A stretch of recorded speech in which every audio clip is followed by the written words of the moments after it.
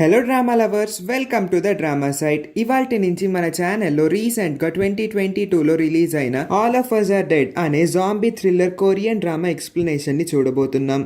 ఇది ఒక post ఎపాక్లిప్టిక్ movie కాదు కాబట్టి అసలు ఆ జాంబీ వైరస్ ఎందుకు ఎలా స్ప్రెడ్ అయిందన్న విషయాన్ని కూడా క్లియర్గా చూపించి ఉంటారు.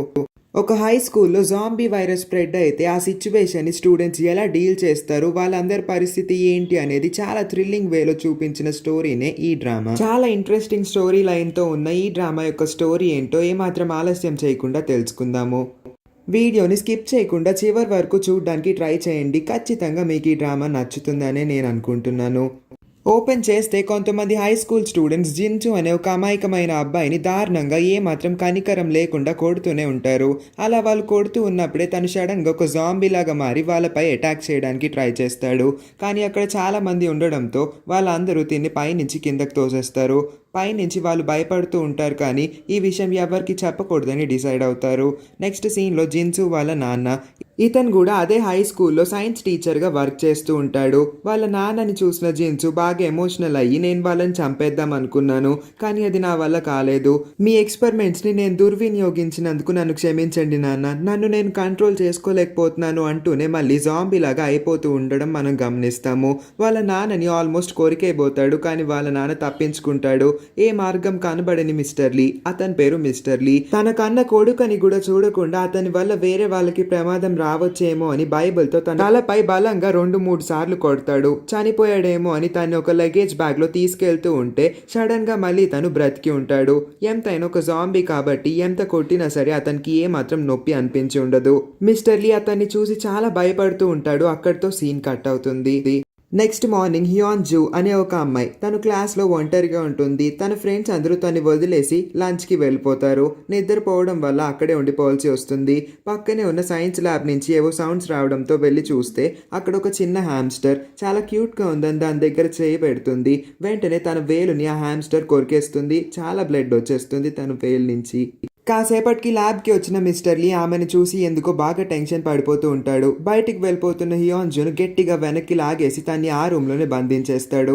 నెక్స్ట్ సీన్లోనే మనకి మెయిన్ క్యాస్ట్ మొత్తాన్ని చూపిస్తారు. స్కూల్ డ్రామా కాబట్టి చాలా మంది ఉండడంతో పేర్లన్నీ చాలా కన్ఫ్యూజింగ్గా ఉంటాయి కాబట్టి మెయిన్ క్యాస్ట్ని మాత్రం మనం హీరో అండ్ హీరోయిన్ అన్నట్టుగానే పిలుచుకుందాము. ఇక్కడ హీరో, తన ఫ్రెండ్, హీరోయిన్ ఇంకా తన ఫ్రెండ్ వాళ్ళందరూ కలిసి హీరో వాళ్ళ రెస్టారెంట్కి వెళ్తారు. వాళ్ళ రెస్టారెంట్ నెక్స్ట్ డేనే ఓపెనింగ్కి సిద్ధమవుతుంది. వాళ్ళ నలుగురు అంటే టెస్ట్ చేద్దామని వచ్చి ఉంటారు. అలా వాళ్ళ మమ్మీతో మాట్లాడి వెళ్ళిపోయిన తర్వాత మిస్టర్ లీ యొక్క వింత బిహేవియర్ గురించి వాళ్ళ నలుగురు మాట్లాడుకుంటారు. అతని కొడుకు చనిపోయాడన్న బాధలో ఉన్న మిస్టర్ లీకి ఏమైందా అని మాట్లాడుకుంటూ ఉంటే అతని బాడీ నుంచి వింత స్మెల్ వస్తుందని ఇంకొకరు అంటూ ఉంటారు. ఆ తర్వాత ఎవరింటికి వాళ్ళు వెళ్ళిపోతారు. నెక్స్ట్ మార్నింగ్ స్కూల్కి రెడీ అవుతున్న హీరోయిన్తో వాళ్ళ నాన్న, నువ్వు అంత బాగా చదవట్లేదు, అయినా నష్టం లేదులే, నేను ఎప్పుడు నీ మీద అన్ని ఆశలు పెట్టుకోలేదు. నేను దారిలో వస్తున్నప్పుడు ఒక యాక్సిడెంట్ని చూశాను. మనం ఎంత బాగా చదువుతున్నామో లేదా, మనం ఎంత రిచ్చో కాదో అన్న విషయాలేమి యాక్సిడెంట్ జరిగే టైంలో ఎవరు చూసుకోరు. అందుకే నువ్వు సరిగ్గా చదువుకోకపోయినా పర్వాలేదు, కానీ టైంకి తిని ఆరోగ్యంగా ఉంటూ నాతో ఎప్పుడు సంతోషంగా మాట్లాడమ్మా అని చెప్పి తన్ని పంపించేస్తాడు. హీరో ఇంకా హీరోయిన్ పక్క ఇంట్లోనే ఉంటారు కాబట్టి హీరోయిన్ని పికప్ చేసుకోవడానికి హీరో వస్తాడు బయటికి. నెక్స్ట్ సీన్లో స్కూల్లోకి పిల్లలందరూ చాలా స్పీడ్గా పరిగెత్తేస్తూ ఉంటారు. లేట్ అయితే ఎక్కడ పీటీ టీచర్ వాళ్ళని ఆపేస్తాడేమో అని. నెక్స్ట్ సీన్ లో సెకండ్ హీరో ఏదో వింతగా చూసినట్టు అనిపించడంతో అటువైపుగా వెళ్తూ ఉంటాడు. అదే చోట విలన్ మనుషులు ఎవరైతే మిస్టర్ లీ యొక్క కొడుకుని చంపి ఉంటారో వాళ్ళందరూ ఇద్దరు పిల్లల్ని ఏడిపిస్తూ ఉంటారు. వీళ్ళందరూ ఒకే క్లాస్ కి చెందినా సరే ర్యాగింగ్ అన్న పేరుతో వాళ్ళని బాగా ఇబ్బంది పెట్టేస్తూ ఉంటారు. అక్కడ ఉన్న ఒక అమ్మాయిని తన క్లాస్మేట్ అని కూడా చూడకుండా చాలా దారుణంగా ఏడిపిస్తారు. కరెక్ట్ టైం కి వచ్చిన సెకండ్ హీరో వాళ్ళందరినీ బ్రతిమలాడి వీళ్ళిద్దరిని వదిలేయమని అడుగుతాడు. సెకండ్ హీరో కొంచెం పవర్ఫుల్, తను స్పోర్ట్స్ లో కూడా ఎప్పుడు నెంబర్ 1 కావడంతో అందరూ తనకి కొంచెం భయపడతాడు, కానీ తను మాత్రం చాలా మంచివాడు. ఆ అమ్మాయిని వెనక నుంచి ఆ విలన్ మనుషులందరూ తనతో వెళ్ళావంటే నేను ఈ క్షణమే నీ వీడియోని ఆన్లైన్ లో పోస్ట్ చేసేస్తానని బెదిరించేసరికి ఆ అమ్మాయితో పాటు ఆ అబ్బాయి కూడా ఇద్దరు వచ్చి అక్కడే ఉండిపోతారు. ఇంకా సెకండ్ హీరో ఏం చేయలేక వాళ్ళిద్దరిని అక్కడే వదిలేసి వచ్చేస్తాడు. నిజంగా కొరియన్ స్కూల్స్ లో స్కూల్ బుల్లింగ్ అంటే ర్యాగింగ్ చాలా ఎక్కువగా ఉంటుంది. ఇదే మనకి డైరెక్టర్ ఈ సీన్ ద్వారా చూపిద్దాం అనుకున్నాడు కూడా. నెక్స్ట్ సీన్ లో హీరోయిన్ సెకండ్ హీరో దగ్గరికి వచ్చి అతనితో రాత్రి మాట్లాడాలని ఒక ప్లేస్ కి రమ్మని ఇన్వైట్ చేస్తుంది. ఎందుకో చెప్పమంటే ఇప్పుడు కాదు రాత్రి చెప్తానని వెళ్ళిపోతుంది. నెక్స్ట్ సీన్ లోనే వాళ్ళ క్లాస్ టీచర్, ఈమె పేరు మిస్ పార్క్, చాలా మంచి ఆవిడ. అందరి పిల్లల్ని బాగా చూసుకుంటూ అందరికి బాగా చదువు చెప్తుంది. క్లాస్ స్టార్ట్ అవడం వల్ల వాళ్ళందరి మొబైల్ ఫోన్స్ ని కలెక్ట్ చేసేసుకుంటుంది. క్లాస్ అయిపోయిన తర్వాత నిన్న మిస్ అవుతున్న ఆ అమ్మాయి హియాంగ్ జూ గురించి సైన్స్ టీచర్ ని అడగడానికి మిస్టర్ లీ దగ్గరికి వెళ్లి మీకేమన్నా అమ్మాయి గురించి తెలుసా అని అంటే అతను తెలియదని చెప్పేస్తాడు. మిస్ పార్క్ అక్కడి నుంచి వెళ్లిన మరో క్షణమే హియాంగ్ జూ ఒక జాంబీ లాగా మారడం మనం గమనిస్తాము. తన వల్ల వేరే వాళ్ళకి ప్రమాదం రాకూడదని ప్రస్తుతానికి తనకి ఇంజెక్షన్స్ వేస్తూ ఎప్పటికప్పుడు తన్ని కామ్ గా ఉంచుదామని ట్రై చేస్తూ ఉంటాడు మిస్టర్ లీ. నెక్స్ట్ సీన్ లో విలన్ ఇందాక ర్యాగింగ్ చేసిన అదే అమ్మాయిని మళ్ళీ క్లాస్ లో కూడా టీస్ చేస్తూ తన షర్ట్ మీద బ్యాడ్ వర్డ్స్ రాస్తూ ఉంటాడు.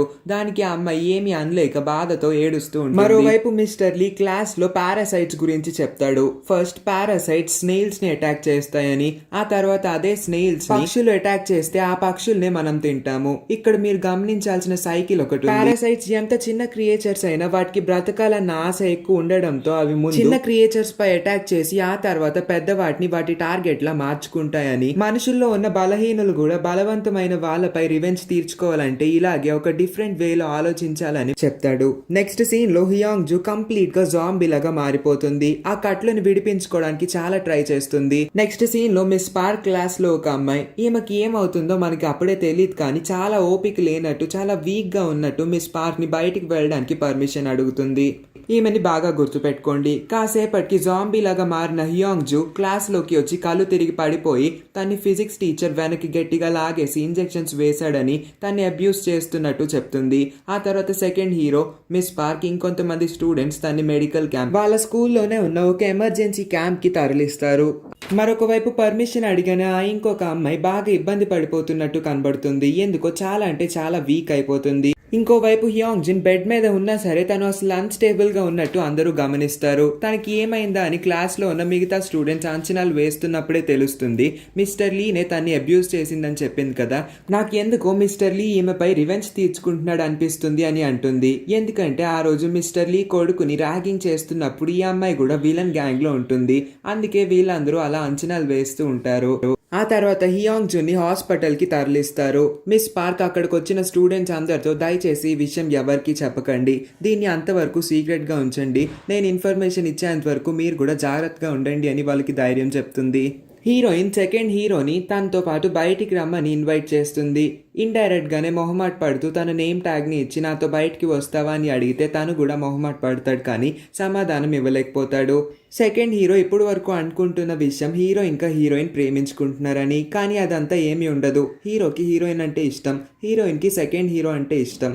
నెక్స్ట్ సీన్ లో ఆల్రెడీ మిస్ పార్క్ మిస్టర్ లీ గురించి అందరికీ చెప్పేసి ఉంటుంది. అందుకే ప్రిన్సిపల్ మిస్టర్ లీ పై ఫైర్ అవుతూ నువ్వు నీ కొడుకుని కోల్పోయినందువల్ల ఆ అమ్మాయిని ఇలా అబ్యూస్ చేస్తావా, అది ఎంత పెద్ద తప్పు అని చెప్పి అనే లోపే తను అక్కడి నుంచి పారిపోబోతాడు. కరెక్ట్ టైం కి పోలీస్ వచ్చి మిస్టర్ లీని అరెస్ట్ చేస్తారు. మరోవైపు హియాంగ్ జున్ ని ట్రీట్ చేసిన ఆ నర్స్ ని ఆల్రెడీ హియాంగ్ జున్ కరిసేసి ఉంటుంది. తను అలా కరవడం వల్ల తన చెయ్యి అంతా ఇన్ఫెక్టెడ్ అయినట్టు గమనిస్తుంది. అదే టైంకి స్కూల్ బెల్ రింగ్ అవడంతో పిల్లలందరూ బయటికి వచ్చి లంచ్ చేస్తూ ఉంటారు క్యాంటీన్ లో. అప్పుడే హీరోయిన్ తన బెస్ట్ ఫ్రెండ్ కి తన మనసులో ఉన్న మాట చెప్దామా వద్దా అనుకుంటూ ఉన్నప్పుడే తన బెస్ట్ ఫ్రెండ్ ఏం చెప్పాలనుకుంటున్నావో చెప్పే అని అంటుంది. వీళ్ళిద్దరూ చిన్నప్పటి నుంచి చాలా మంచి ఫ్రెండ్స్ కావడంతో హీరోయిన్ కూడా మొహమాట పడకుండా తను సెకండ్ హీరోని ప్రేమిస్తున్నానన్న విషయం చెప్తుంది. బయటికి రమ్మని కూడా పిలిచాను కానీ తను ఏ సమాధానం ఇవ్వలేదని కూడా చెప్పేసరికి అయితే నేను మీ ఇద్దరిని కలపడానికి ట్రై చేస్తానని అంటుంది తన బెస్ట్ ఫ్రెండ్. ఇంకోవైపు సెకండ్ హీరో ఒక అమ్మాయిని కలుస్తాడు. ఈ అమ్మాయి వాళ్ళ క్లాస్ అంతటికి ప్రెసిడెంట్. సో ఇంక నుంచి మనం దీన్ని ప్రెసిడెంట్ అనే పిలుచుకుందాము. సెకండ్ హీరో ప్రెసిడెంట్ ని ఎప్పటి నుంచో ప్రేమిస్తాడు కానీ ఒక్కసారన్నా చెప్దాం అనుకుంటే ఆ అమ్మాయి ఏమి వినే పరిస్థితిలో ఉండదు. ఎప్పుడు చూసినా బుక్స్ ని పట్టుకొని వదలకుండా ఆ బుక్స్ వైపే చూస్తూ ఉంటుంది. అందుకే ఇప్పుడు ఒక మంచి ఛాన్స్ దొరికింది కాబట్టి నేను నీతో కాసేపు మాట్లాడాలనుకుంటున్నాను అని అంటే తను అక్కడి నుంచి వెళ్ళిపోతుంది ఏం మాట్లాడకుండా. ఈ అమ్మాయి చాలా మంచిది కానీ ఎవరు తనకి రెస్పెక్ట్ ఇవ్వరు, తనతో మాట్లాడాలని కూడా చూడరు. ఎందుకంటే వాళ్ళ మమ్మీ చాలా రిచ్, వాళ్ళ మమ్మీ స్కూల్ కి డొనేట్ చేసి తన కూతుర్ని క్లాస్ రూమ్ ప్రెసిడెంట్ చేసిందని ఎవరు తన అసలు లెక్క చేయరు. నెక్స్ట్ సీన్ లో విలన్ నర్స్ ఎందుకు అలా డాన్స్ చేస్తుందని తన్నే వీడియో తీస్తూ ఉంటే ఒక్కసారిగా నర్స్ వెనక్కి తిరిగి వీళ్ళ వైపు స్పీడ్ గా పరిగెత్తుకుంటూ వస్తుంది. వీళ్ళిద్దరూ తప్పించుకునేసరికి ఆమె వెళ్లి పిల్లర్ కి గట్టిగా గుద్దేసుకుంటుంది. అయినా ఏమీ కానట్టు వెంటనే లెగిసి విలన్ ఫ్రెండ్ ని గట్టిగా కొరికేసి తన్ని కూడా ఒక జాంబీలా మార్చేస్తుంది. అలాగా ఒకరి నుంచి ఒకరికి ఇంకొకరి నుంచి ఇంకొకరికి స్ప్రెడ్ అవుతూ ఇక్కడే జాంబీ వైరస్ స్టార్ట్ అవుతుంది ఈ హై స్కూల్లో.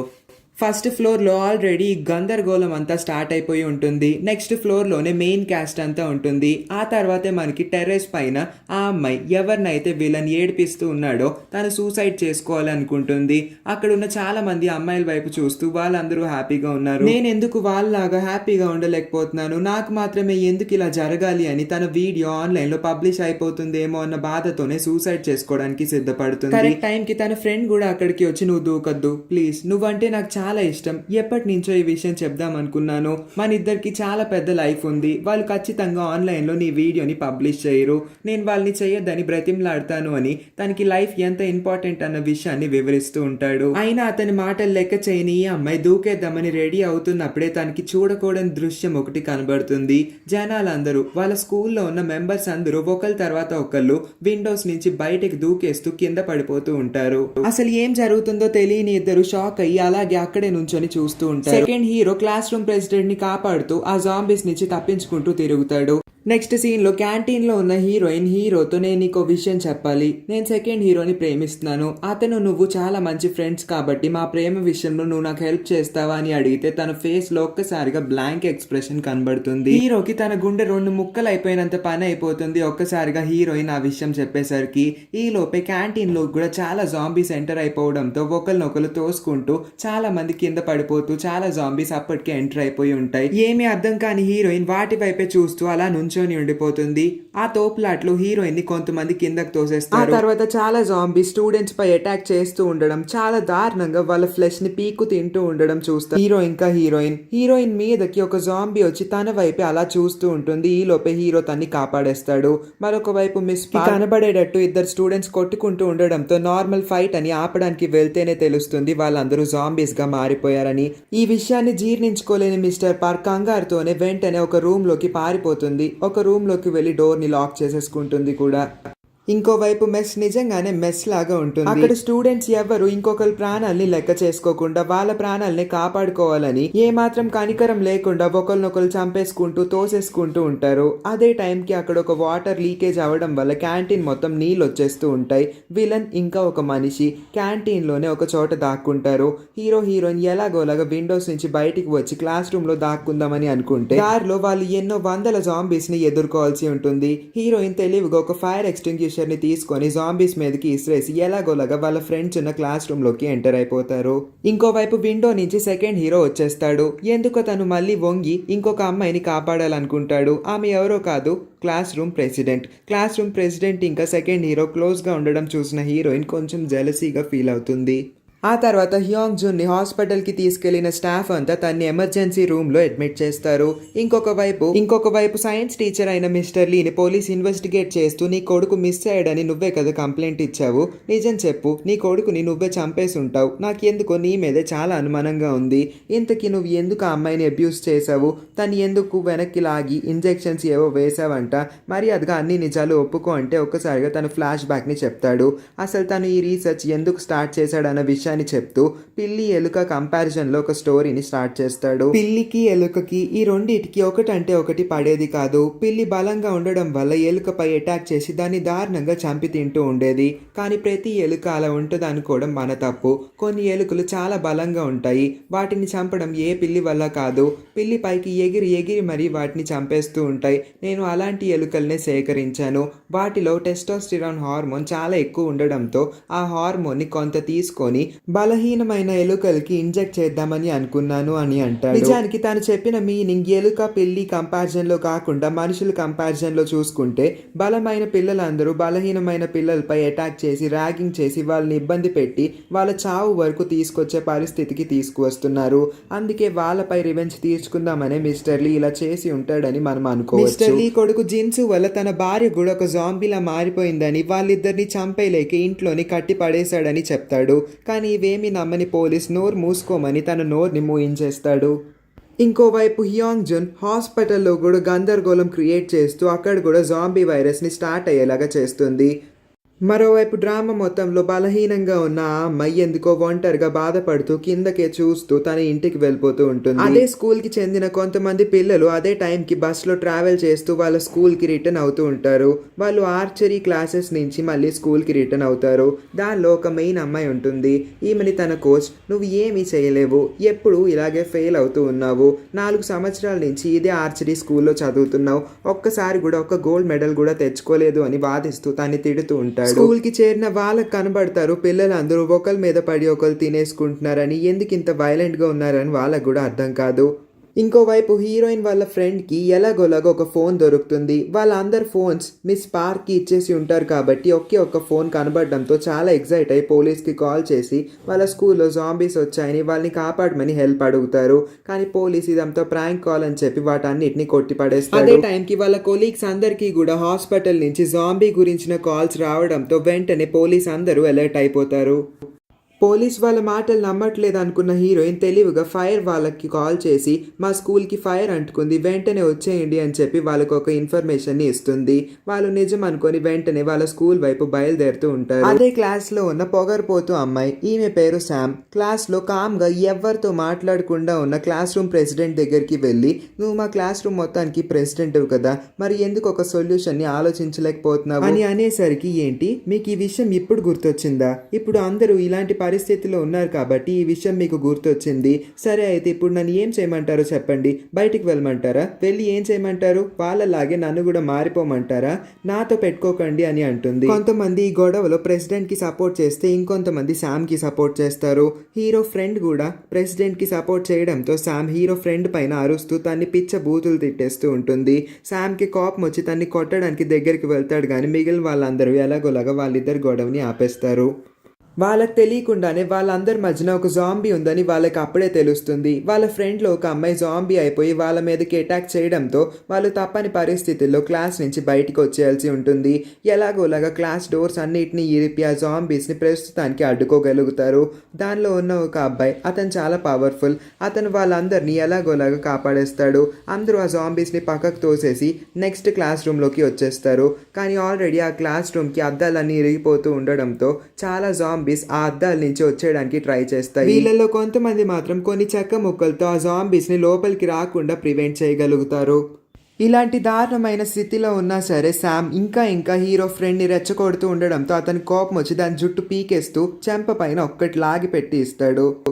అప్పుడు గాని నోరు మూసుకోదు శామ్. అలాగా వాళ్ళందరూ జాంబీస్ నుంచి తప్పించుకున్నామని సంతోషపడుతూ హీరోయిన్ క్లాస్ రూమ్ లో సెకండ్ హీరో లేడన్న విషయాన్ని గమనిస్తుంది. మరొక వైపు పైన టెర్రస్ పైన ఉన్న వీళ్ళిద్దరు ఆ పరిస్థితిని అర్థం చేసుకొని ఇదొక జాంబీ అవుట్ బ్రేక్ అని గమనిస్తారు.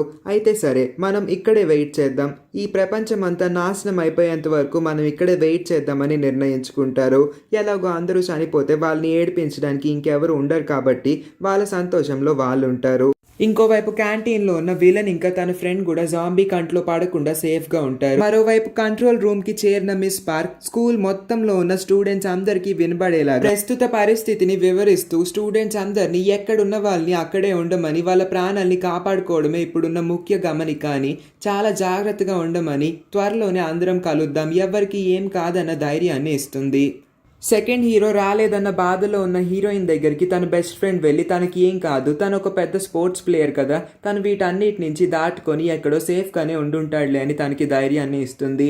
అప్పుడే హీరోయిన్ గమనిస్తుంది హీరోయిన్ బెస్ట్ ఫ్రెండ్ చాలా చల్లగా ఉంటుంది. హీరోయిన్ బెస్ట్ ఫ్రెండ్ ని కూడా ఆల్రెడీ జాంబీ అక్కడ జరిగిన గొడవలో కలిసి ఉంటుంది. ఇప్పుడు తను కూడా మెల్లమెల్లగా జాంబీ లాగా ట్రాన్స్ఫార్మ్ అయిపోతూ ఉంటుంది. తన విజన్ మొత్తం మారిపోయి హీరోయిన్ ని సరిగ్గా చూడలేకపోతుంది. అలా వాళ్ళిద్దరూ నేను జాంబీ కాదు అనుకుంటూనే హగ్ చేసుకొని బాధపడుతూ ఉంటున్న టైంలో తను జాంబీలా మారిపోయి అందరిపై అటాక్ చేస్తూ ఉంటుంది.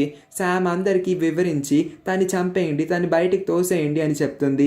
అనుకున్నట్టే తను బయటికి తోసేయగలుగుతారు. కానీ హీరోయిన్ తన చేయి పట్టుకొని వదలని తన చేయిని పట్టుకొని పైకి లాగడానికి ట్రై చేస్తూ ఉంటుంది.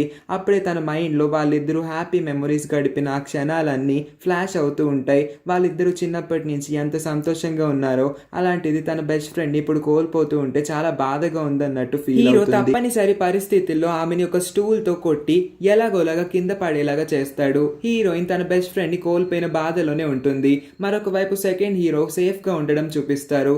ఇంకొక వైపు స్టూడెంట్స్ వీళ్ళందరూ ఒక రోప్ సహాయంతో ఎలాగోలాగా కిందకి వెళ్ళడానికి ట్రై చేస్తారు.